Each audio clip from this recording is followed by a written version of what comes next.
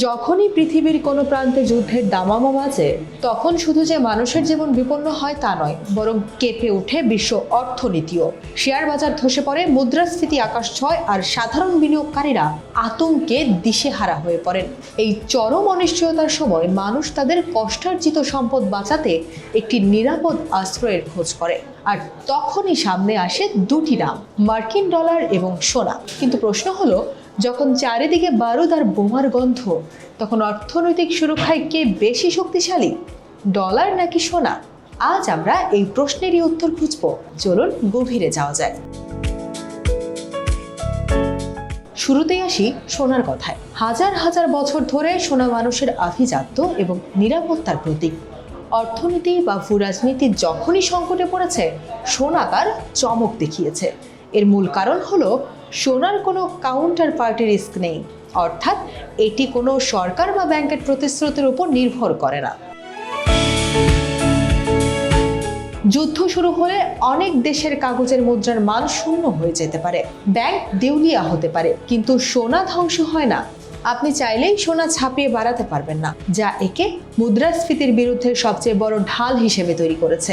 ইতিহাস ঘাটলে দেখবেন, Russia Ukraine যুদ্ধ হোক বা মধ্যপ্রাচ্যের অস্থিরতা, যখনই বিশ্বযুদ্ধ বা বড় কোনো সংঘাতের আশঙ্কা তৈরি হয়েছে, বিনিয়োগকারীরা পাগলের মতো সোনা কিনেছেন, আর সোনার দাম হু হু করে বেড়েছে। যুদ্ধের সময় সোনা যেন অন্ধকারের মাঝে এক টুকরো আলো।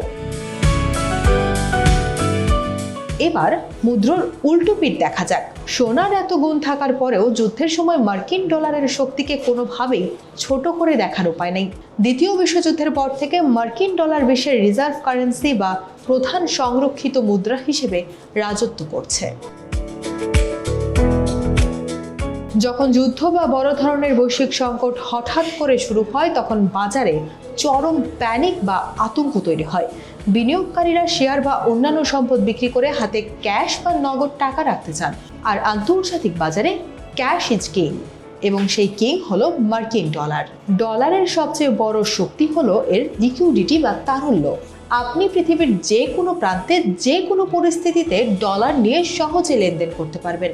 এছাড়া মার্কিন যুক্তরাষ্ট্রের শক্তিশালী অর্থনীতি এবং বিশ্বের সবচেয়ে শক্তিশালী সামরিক বাহিনীর সমর্থন থাকায় ডলারের উপর মানুষের আস্থা যুদ্ধের সময়ও অটুট থাকে।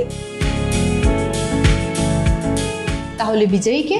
যুদ্ধের সময় ডলার নাকি সোনা?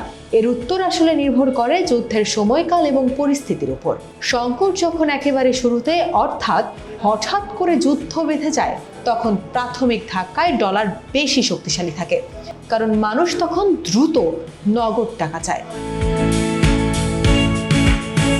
কিন্তু যুদ্ধ যদি দীর্ঘস্থায়ী হয়, তখন পরিস্থিতি বদলাতে থাকে। যুদ্ধ চালাতে সরকারগুলো প্রচুর টাকা ছাপাতে বাধ্য হয়, ফলে দেখা দেয় মুদ্রাস্ফীতি। ডলার বা অন্য যে কোনো কাগজের মুদ্রার ক্রয় ক্ষমতা তখন কমতে শুরু করে। ঠিক এই জায়গাতেই সোনা বাজিমাত করে। দীর্ঘমেয়াদী যুদ্ধ, অর্থনৈতিক নিষেধাজ্ঞা এবং ভূরাজনৈতিক অস্থিরতায় সোনার মান শুধু অটুটই থাকে না, বরং কয়েক গুণ বেড়ে যায়। পরিশেষে বলা যায়, যুদ্ধের সময় ডলার এবং সোনা দুটোরই আলাদা শক্তি রয়েছে। আপনি যদি তাৎক্ষণিক লিকুইডিটি বা সহজে লেনদেনের নিশ্চয়তা চান, তবে ডলার সেরা। কিন্তু আপনি যদি আপনার সম্পদের দীর্ঘমেয়াদী সুরক্ষা চান এবং মুদ্রাস্ফীতির হাত থেকে বাঁচতে চান, তবে সোনার কোনো বিকল্প নেই। তাই বুদ্ধিমান বিনিয়োগকারীরা যুদ্ধের সময় কোনো একটির উপর নির্ভর না করে পোর্টফোলিওতে ডলার এবং সোনা দুটোরই ভারসাম্য রাখেন। অর্থনীতির এই জটিল খেলায় আপনার বাজি কার পক্ষে? কমেন্টে আমাদের জানাতে পারেন। আজকের মতো এখানেই শেষ করছি। ভালো থাকবেন, সুরক্ষিত থাকবেন।